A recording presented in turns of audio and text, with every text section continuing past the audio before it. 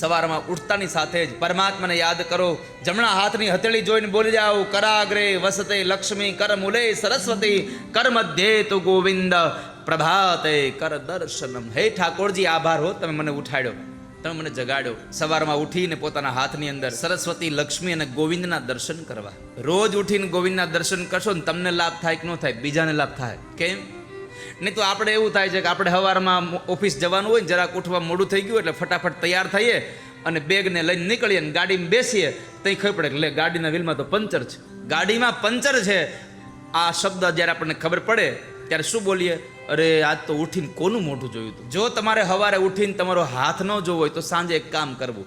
સાંજે સુવો ત્યારે તમારા ઓશિકા નીચે એક આભલું, એક કાચ મૂકી દેવો. સવારમાં ઉઠીને પહેલાં તમારું મોઢું જોઈ લેવું, એટલે ગાડી લઈને જતા હોય પંચર પડે તો બોલવું ન પડે કોનું મોઢું જોયું હતું. તમને તમારી ખબર પડે કે આપણા ભાઈ કેટલા સારા છે, આપણે કેટલા શુકનિયાળ છીએ.